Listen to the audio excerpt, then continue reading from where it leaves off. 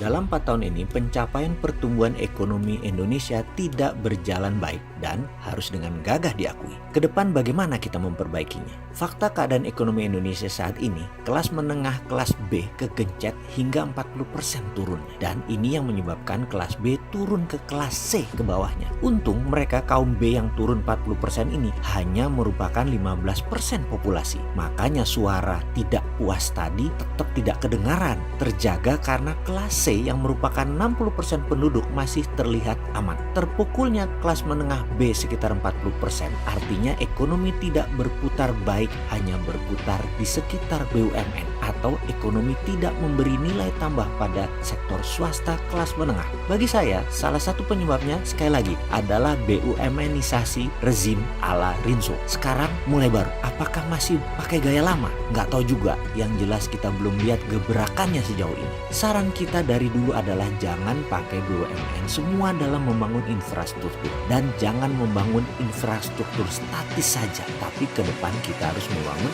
infrastruktur dinamis, yaitu industri. Infrastruktur statis bisa bikin arus kas tidak berputar, dan sekarang sudah terbukti kas banyak kering. Sungguh, kita ingin sekali membantu negara ini berdiri tanpa uang Cina, tanpa teknologi Cina, dan tanpa labor Cina. Tapi kita ini bisa apa? Ya sudah, kita pakai cara lain. Mengingatkannya pakai video. Bener deh, kita tidak akan lelah memberi solusi ke negara kita ini. Apa yang kita ingin sarankan? Kita ingin negara mulai menjadi negara produsen penghasil sesuatu. Bener deh, kalau kita ingin meningkatkan produktivitas, maka lakukan sesuatu yang belum pernah dilakukan. Kalau kita melakukan hal yang sama, walau lebih baik, lebih efisien, namun incremental value, nilai kenaikannya tidak mungkin bisa lebih tinggi, hanya sedikit. Apalagi yang memikirkannya atau yang melakukannya ya orang itu juga, atau dia lagi, tidak akan bisa. Wes talah, dikandani ra percaya, ganti fresh leg. Apa itu fresh leg? Klub bola misalnya Manchester United,